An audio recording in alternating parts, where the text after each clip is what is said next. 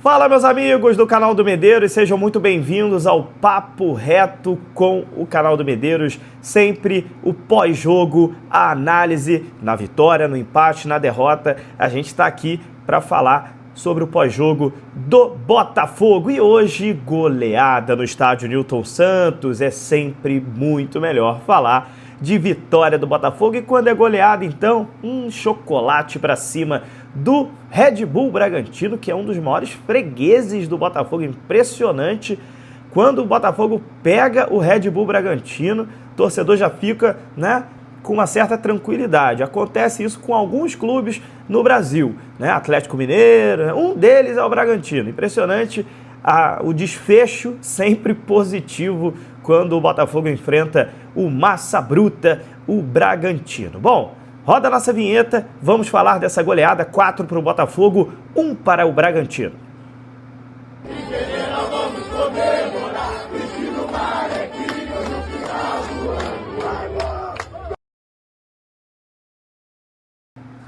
Fala, meus amigos! Sejam muito bem-vindos ao canal do Medeiros, Papo Reto no ar para a gente conversar um pouquinho sobre essa vitória do Glorioso para cima do Bragantino, contar a história do jogo para você, Vamos falar então do Botafogo. Você que ainda não é inscrito no nosso canal, se inscreva, ative as notificações, deixe o seu like também, seu comentário que é muito importante. Se o botãozinho Hypar estiver aparecendo aí, clica nele que você dá uma moral aqui para o Medeiros. Bom, o Botafogo foi muito superior na partida, 4-1, um resultado elástico, um resultado de goleada e que o Botafogo mereceu. O Botafogo realmente fez por merecer esse resultado. Praticamente todos os jogadores que entraram em campo hoje com a camisa do Botafogo foram bem na partida, e quando a gente tem esse cenário, dificilmente um clube perde, quando todos os jogadores vão bem, alguns mais inspirados que os outros, mas não teve um jogador mal na partida, não teve mesmo. Se a gente for falar do Neto ao Arthur Cabral, todos foram razoavelmente bem na partida, alguns com um destaque um pouco maior que a gente vai comentar aqui com vocês. De erro grave na partida, teve só o gol do Bragantino, que o Botafogo realmente tomou um gol que time profissional não costuma tomar, time de Série A, então, dificilmente a gente vê esse tipo de gol. O John recebeu uma batida de lateral, a bola veio quicando dentro da área do Botafogo e o John fez o gol. Foi isso. Parecia um gol realmente de pelada, de fim de semana. Mas, graças a Deus, esse gol não prejudicou o Botafogo. O Botafogo conseguiu o resultado, não se abalou com esse gol do Bragantino e conseguiu rapidamente desempatar a partida depois e conseguiu construir o seu resultado. Algumas notícias boas, principalmente em relação à precisão nas finalizações.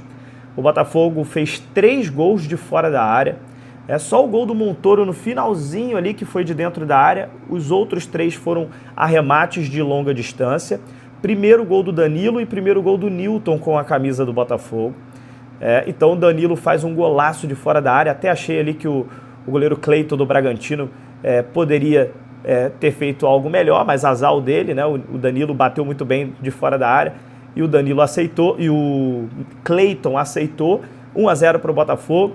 Depois teve o empate, o gol do Bragantino que eu comentei agora há pouco, e o Newton, depois de uma boa jogada do Jefinho, o Jefinho tentou o chute, a bola sobrou para o Newton chutou no cantinho do goleiro Cleiton, essa indefensável, a bola bateu na bochecha da rede, um golaço do Newton também, Botafogo 2-1. E aí no finalzinho, meus amigos, o Savarino, sempre o Savarino fazendo golaços, fazendo gols importantes, a bola chegou ali para o Savarino, depois de uma boa jogada vindo pela esquerda, deu passe para o meio, o Savarino recebeu ali quase na meia-lua, jogou a bola no ângulo esquerdo do goleiro Cleiton, 3-1 para o Botafogo, e ali o Botafogo praticamente decretou a vitória. O segundo tempo já foi um segundo tempo já muito condicionado, o contexto do jogo já estava muito condicionado para a vitória do Botafogo, o Bragantino não teve forças para reagir, segundo tempo muito mais controlado, o Botafogo tocando mais a bola, depois tivemos entrada de alguns jogadores que estavam no banco de reservas,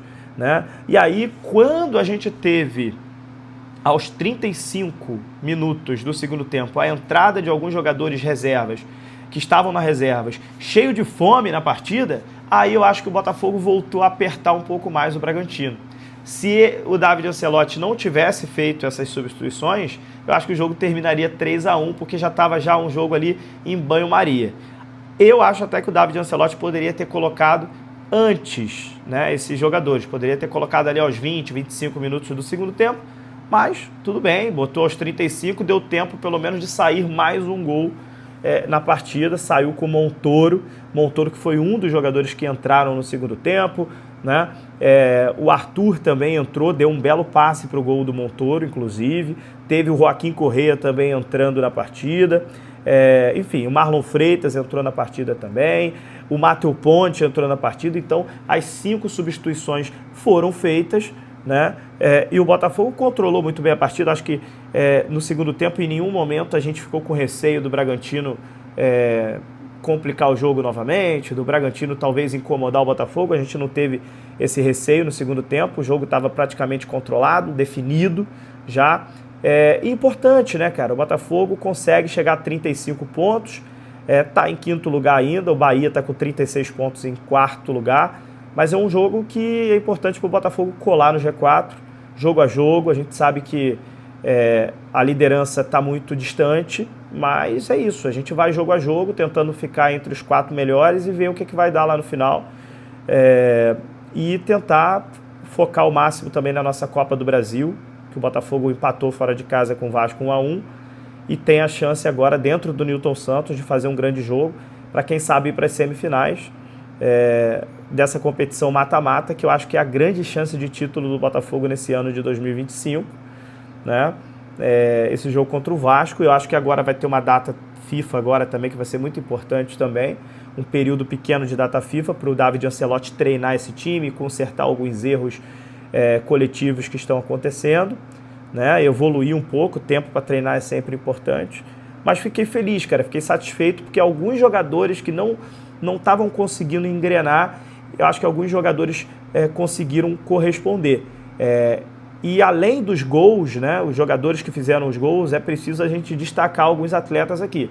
Partida excelente do Santiago Rodrigues. O Santi fez uma grande partida, ajudou muito no setor ofensivo, ajudou muito taticamente, conseguiu ganhar a maioria das jogadas. Estava num dia inspirado hoje, dando dribles, deu uma caneta, rapaz. Impressionante a caneta que ele deu no John no gol do Savarino, né, no 3º gol do Botafogo. Então, assim, o Santiago Rodrigues chegou ao Botafogo vindo da MLS, não conseguiu ali no seu início de passagem pelo Botafogo, não conseguiu se adaptar muito rápido, estava com dificuldades, e essa questão de adaptação é muito individual. Tem jogador que chega voando, tem jogador que demora meses, tem jogador que não se adapta, tem jogador que demora um ano, enfim. Essa questão do Santiago Rodrigues, ele demorou um pouco mais, né, para se adaptar, mas eu estou começando a achar que ele já está se soltando, estou começando a achar que o Santi vai poder contribuir demais aí para esse elenco, para esse time do Botafogo, e foi importante demais essa partida que ele fez hoje. Outro jogador que eu gostei novamente foi o Jefinho. O Jefinho é um jogador que conviveu com lesões em 2024, também em 2025. O que ele fez em 2022 no Botafogo foi extraordinário, né? Depois disso foi para o Lyon, 2023. Aí, 2024, 2025, não conseguiu desempenhar o seu futebol. Estava sendo criticado pela torcida por conta de algumas atitudes extracampo, mas a gente nunca negou a qualidade do Jefinho. As críticas da torcida do Botafogo para o Jefinho é sobre foco, sobre responsabilidade, sobre profissionalismo, tudo que envolve o extracampo do Jefinho. E parece que a gente está vendo um Jefinho focado, está vendo um Jefinho alegre para jogar, está vendo um Jefinho mais responsável. E se ele conseguir realmente se manter desta forma, é um jogador diferente, é um jogador que parte para cima, é um jogador que vai disputar a titularidade, né? Ele já mostrou em 2022 que, se ele quiser, ele bagunça, ele é alegre para jogar.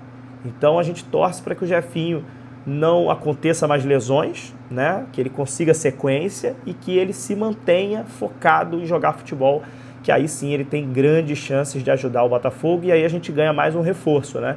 Quem sabe, já que a gente não está conseguindo contratar jogadores, quem sabe o Jefinho e o Santi Rodrigues não sejam reforços internos, reforços caseiros, que possam ajudar o Botafogo a ganhar títulos nesse ano de 2025.